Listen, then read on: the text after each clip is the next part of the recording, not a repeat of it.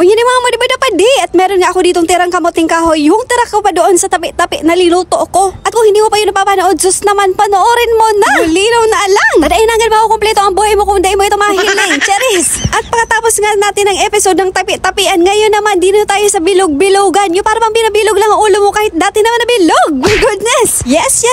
I'm sure curious ka kung ano ang gagawin ko dito.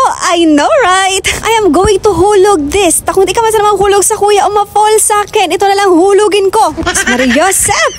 Fallen o hulog-hulog mga madiwada pa di ang gagawin ko dito with a twist. Nakadalas nga ginagamit sa panghulog-hulog is yung giniling na malagkit na bigas. But tonight, the main character is nakasaba in this gata ninyo. Dito nga pala mga madiwada pa di sa Bicol namin dito sa Tabaco City, Albay is ito yung ginagamit na hulog-hulog sa mga ginataan kung walang malagkit na bigas. At talaga namang masarap din naman. At ito na nga sinasabi ko kanina na with a twist dahil ang gagamitin kong pang-flavor at pang-patamis itong condensed milk na chocolate flavor. Yes naman, first time ko nga palang gagawin ito at hindi ko alam ang kalalabasan nito. But you know and I know, trust the process. At hinalo ko na nga ito mga madiwada pa dito blend 45 na ang kanilang mga flavors. At fast forward na nga, nang kumulo na siya, hinulog ko na or I'm fallen for you. Kaso igwa ka na pala na ibaw and that charis. And yung na-fall ka tapos nagpaasa ka man sa napalan. So sorry mo sa pierdin kita kaan. Kaya kung kayo ay nasa no level at situationship relationship, linaw na alang unang rule number 1, huwag ma-fall.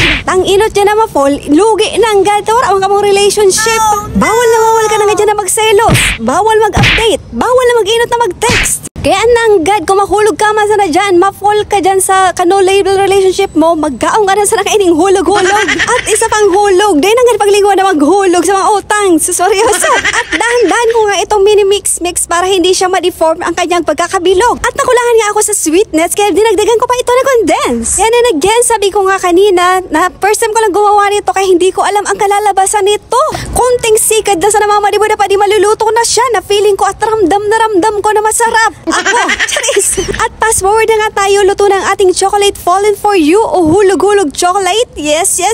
This is it! Narito na tayo sa exciting part, ang tikiman portion. Nasa inot na hungit. Putex! Ang init! My goodness! Mulinaw na alang na pag-init pa ng kaparason ng sakuyang spa. Pero sa lasa, I know, napakasarap niya. Pero daw mainit iniyo, dahil nangin ka makakapugol sa kuyan, dahil hindi ka unon. Ngayon nga, napagtanto ko sa aking buhay na pwede rin palang ihalo dito ang chocolate condensed milk sa ating hulog-hulog. Medyo may similarity siya sa flavor na champurado. Anong manaan madi? Grabe na magpagkapaslo. Day ka mga mapagulan sa diri ko na day magkaong kainiyo. Tamasiram talaga siya. As in, masarap siya mga madibuda pa di. Masarap pala, maurag man nag-complement ang chocolate flavor sa kamuting kahoy. At kung pipigain mo nga pala yung kamuting kahoy, huwag masyadong pigang-piga kasi tumitigas siya. At sa muli, maraming salamat sa panonood sa vlog na ito. Abangan naman muli ang next adventure ni Bulinaw na Alang.